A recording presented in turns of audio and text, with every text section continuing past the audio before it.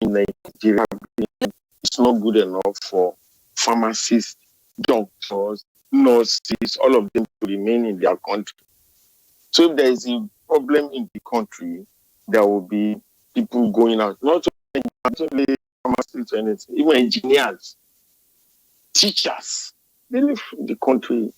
So it's not a special or usual thing. We can improve. But the real thing I think about now is COVID as it appears, as it applies to pharmaceutical sector. There are other sectors. There's industrial sector, there is fiscal, financial industry, what they can do about COVID. COVID is a pandemic. Nobody is used to it. Nobody prepared for it. And it's killing. So the pharmaceutical sector, what role can we play as at now is to advise. We don't know, but now I'm happy to note that all over the world, Nigeria is one of such countries that are admitting people, treating them, and asking them to go home after they have been treated. Even if it's only one person, I'm very, very happy with the efforts being made by doctors, pharmacists in hospitals, that you can have this situation whereby people are just not thrown on the street, especially in Lagos State, and the effort of the governor. I'm really impressed about that. But for pharmacists, what we can do about COVID is to make sure that essential drugs are available. So far, chloroquine is the leading agent for curing COVID. You understand? But pharmacists in Nigeria, the country is short of chloroquine, which you need for COVID. As manufacturer, the chloroquine we have license to produce chloroquine, but it has stopped. The NAFDAC at one time, by some other, not this current one, banned the production of chloroquine. Why? Why did they ban? Just because a new product appeared in the market, chloroquine that had been in Nigeria or in use for over 100 years, suddenly was stopped and nobody had it. Assuming there is chloroquine still being used for treating malaria, it's still working. The new one that had been artemisinin is pharmaceutical. The resistance is developing on them too. So if we had the choice of having chloroquine restored for the treatment of malaria, there will be no shortage. So that we will now be able to tell you, take chloroquine 2 tablets weekly. It can prevent, it can be a prophylactic for the virus. So what I'm saying is, let the pharmacists have opportunity now to produce chloroquine. If there's any urgent way we can get chloroquine, there is no doubt about it. There are books, there are papers written about the efficacy of chloroquine in treating this thing, along with 500 milligrams weekly with taking zinc every day, can prevent or can be a prophylaxis for this thing, for coronavirus. Coronavirus is not a new thing, but the new thing is that this new strain we have does not exist here. It is a Chinese problem. How they got it, nobody knows. Only that it is killing and it's ravaging the whole world. So my own contribution now is let them let there be, let NAFDAC allow importation of chloroquine.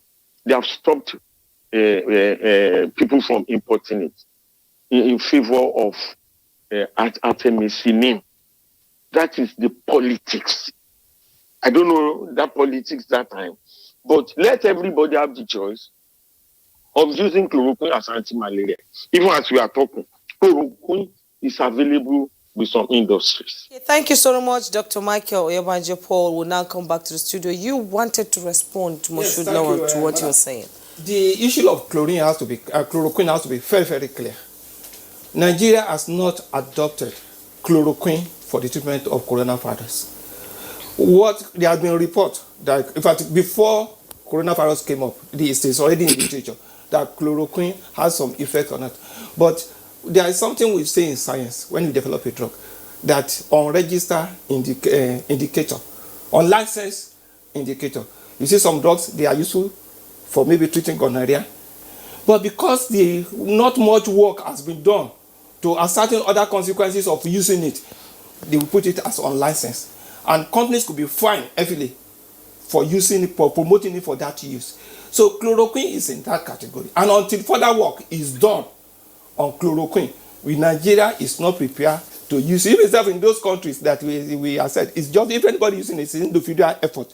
It has not been adopted by a nation. What Nigeria has done today is that the appropriate agency of government, which is NAFDAC, and with a body in the ministry, which has to be on ethical research, NREC, has given approval for a clinical trial on chloroquine. The importation of chloroquine was not stopped in this country, but its use as a first-line anti-malaria drug was stopped in line with global trend, and it was based on development of resistance. You get it? It's a chloroquine, whether we like it, is a form of an antibacterial, antimicrobial organism because it acts on the plasmodium. You get it? But when it was discovered that in the 90s and 80s that was discovered that resistance was developing on it, and a new product emerged, they were to stop the use of chloroquine as a first line. So we see how people who bring in chloroquine for treatment of other ailments is also indicated in other ailments. But on coronavirus, nothing, no position on it until the outcome of that clinical trial, which is commencing in Lagos State very soon. Okay, thank you so much. We had quite a number of tweets that just came in. Nigerians want to contribute to the conversation. I'll begin with Dele Jack Solomon. Nigeria's dependency on imported active pharmaceutical ingredients as well as equipment used in drug manufacturing is a huge threat in fighting COVID-19. The reliance on foreign countries may lead to a serious medical crisis in the country if we're unable to source the drugs needed. Akeju Olagbajo. Now, drug production is a business that generates employment along the value chain. Due to lack of support and over-regulation, the subsector has been stunted and barely survives on manufacturing analgesics and antibiotics. The raw materials are abundant. Government, please give support. And first is Akimboyewa tweets, says Nigerian pharmaceutical industry is a critical part of our healthcare community. It has the biggest role to play in responding to COVID-19. Time our pharmaceutical companies use their knowledge, experience and resources to developing diagnostic and treatment for the disease. Ibrahim Oduaje. Now, it's a big challenge to our pharmaceutical industry to come up with research that can cure the virus. Do Nigerian pharmacists have the capacity to respond to COVID-19? Do we have necessary technical expertise and facilities to do so? Comrade Alejin Gala says, we have a lot of talented pharmacists in our country, Nigeria, but government is not utilizing them. Most of our drugs were coming from other sisters' country. Amogbala Hombabs, pharmaceutical industry is as critical as other relevant sectors of the health. Now, this is a time we need synergy amongst all of these groups and bodies to work as a team. Medicine, pharmacy, microbiology, alternative medicine, it should be one for all and all for one. And Titus Mondenok tweets, is it possible that our pharmaceutical experts start researching with our traditional medical practitioners? Maybe we can find a breakthrough this, since we are presently in a dilemma finding a cure and fatalities due to COVID-19 is on the rise daily. Innocent Yawa James, pharmacists should also join the race in the search for drugs against COVID-19. Pharmacognosis should be encouraged as well because they seem to have better advantage in terms of research. We need Nigerians for Nigerians.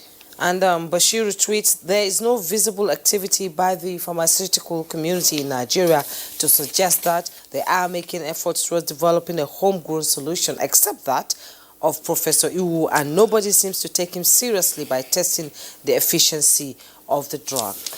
All right, let's go to Adejumo Olubumi. Pharmacists and the industry have not performed well. Rather, they see their job as a service to God, who alone can reward them for it. They deliberately increase the price of their goods unjustly. Imagine hand sanitizer being sold for 16,000 naira per bottle and face mask at 500 naira per one. And Ibrahim Modu Saleh tweets, I cannot blame the FG 50%, but expertise in the pharmaceutical industries and medical and laboratory association did not come up with new findings. Look at Dr. Isa Ali Fantami when he was appointed as the DG in NIDA, we also how he made the agency valuable and efficient. The slow response of the pharmaceutical in situations like this can be attributed to the Nigerian urge and dependency for foreign-made goods and lack of enabling environment. However, the required capacity should be built and all hands should be on deck to always do the needful. Festus Akimboyewa, going forward, government must use the current unpleasant coronavirus experience to strengthen our pharmaceutical industry. Yes, and Sisi Abdul tweets, many lessons should be learned from this COVID-19 pandemic experience. We must develop our local content and depend less on foreign pharmaceutical products. If foreign countries have the drugs to deal with this virus, the devastation will not have reached this alarming level. Our governments at all levels must involve policies that should support our traditional and orthodox medicine to come out with acceptable medicine for most of the less complicated ailments that ravage our communities. Cecilia Okoroma, the major issue is that the government is not supporting Nigerian businesses, that's MSMEs. I hope the coronavirus pandemic will teach us to look inwards as it is teaching the rest of the world. Adesa Sola says, please, can anybody take chloroquine for prevention even without COVID-19 symptoms? Well, it has been clarified here that they are still working on it, and until then, you can't take it. Absolutely. Sunny Michael Omakoji, kudos to our pharmaceutical companies for being proactive thus far. No importation of drugs from anywhere, but we are battling with COVID-19 with all that is needed locally. I urge those companies to continue the momentum. And Kabiru Lere tweets, government should invest more on regulating the standard of pharmaceutical products produced domestically for more patronage. This will encourage more production. Osagie Agbedio, now this is to NIPRID. You produced hand sanitizer. Was it in the public domain? I bought hand sanitizer produced by National Hospital Abuja. Yes, the hand sanitizer produced by NIPRID was advertised by the Honorable Minister of Health. I remember the press conference. Yes, I think the the Honorable Minister of Health dealt with that, yes. Ayo Adeyinka tweets, I'm tired of hearing people saying citizens think that everything is on government. I mean, what has the government done right for the masses? Mario Koka, good morning to you all in the studios. I am Onwosu. I reside in South Africa. I appreciate the good work you guys are doing. I use Nigerian-made medicines here. Can't we emulate South Africa? They support 100% homemade, and it is working for them. Yes, I think that's about the tweets that we can take. I just want us to come back, because we're talking about the pharmaceutical industry. Part of what has emerged, apart from the heavy-duty machines that you will require for production of your drugs and NIPRID, just to inform the gentleman who sent in that today by NIPRID, NIPRID also has a product that's been on for some years now. It's Niprison, I believe. Yes, that's the one for the management of sickle cell. It's out of their research. API, that's the active pharmaceutical ingredients. We talked about cornstarch. Cornstarch is not those are excipients. It's excipients. Okay, sorry. Which one is yam? Yam, that's starch. Yam is yam. Yes. You know, yam. So people say amala is cure for we were trying to export it one time. Yes. I don't know. It just came and said, look, export, so you can earn forex. And some people raised the point that, but yam could be a source of raw materials for the pharmaceutical industry. Absolutely. Okay, who is supposed to invest in this, shall we say, primary industry of supplying some of the raw materials for the pharmaceutical industry? And why aren't people being attracted to invest in this primary industry of extracting from, as you said, we have a wide variety of flora and fauna from which we can tap some of these APIs. Thank you. So that is okay. It's a research and development. As I said, involves a lot of resources, money, and it's a long-term investment. You could be in the laboratory as simple as starches for pharmaceutical use. It has to be of a particular grade. It has to be of a particular particle. It must have the right capacity to absorb solvent at a particular level. You get it? It must be something that will not increase contamination, all those things. So, and there's a trait in us as a group. We are not patient. Even in simple traffic, the red light shows green, and number 20 is blowing his horn for number 1 to 19 to jump away. So General Obasanjo was in one of the Scandinavian countries, and I saw a tree when as president. And he asked them, what is the lifespan for it to be used, for it to start producing? They say about 12 years. He said, my people cannot wait for this. You get? So we need to orientate our billionaires. I like their spirit. Everybody knows 1 billion, 5 billion. We need to orientate their something. They should not spend, our Nigerians generally, we should not spend billions building mansions we will not live in. Yes. We should spend money on researches on things that will outlive us as a group. That generations to come will keep on remembering it was not for the effort of keep.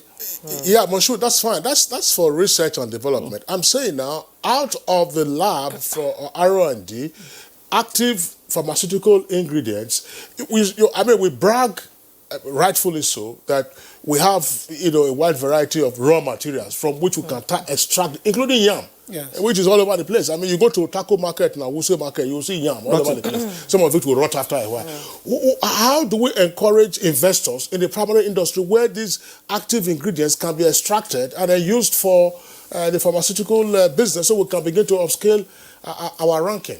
Briefly. So, yes, so in NIPRID, we've gone beyond using yam, because if you use yam, you're competing with the people who eat yam. So the access to that raw material is actually scarce. In NIPRID, we've developed we've identified and developed a processing protocol for non-edible starch raw material. So there's a product called taka, which is found in the north central part of Nigeria, which we've piloted and even used to produce tablets. And we're in the process of testing them.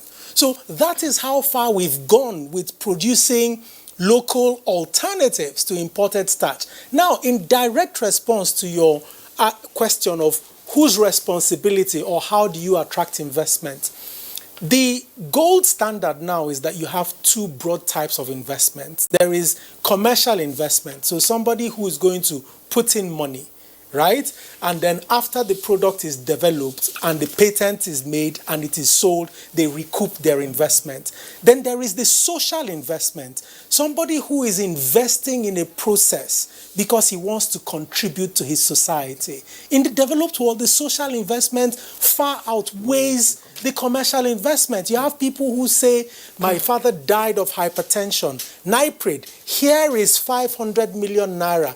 Develop a product from natural resources that can cure hypertension. That is what we are not seeing in Nigeria. Thank you so much, Dr. Obiodugwe, DG Nigeria Institute of Pharmaceutical Research and Development. We thank you so much for coming on Good Morning. I really appreciate your input. Moshood Lawal, Director of Food and Drug Services, Federal Ministry of Health. We appreciate your input. Very enlightening. And we also like to thank Dr. Michael Oyebanjo Paul, Chairman, Mopson Pharmaceuticals Limited, who joined us via Skype from Lagos. Thank you so much for contributing to this conversation. And that's how it's been on Good Morning Nigeria today. Thanks so much for watching. I am Jumbo Yusuf. And I'm Kingsley Osadola. We're back tomorrow, same time, 7 o'clock in the morning.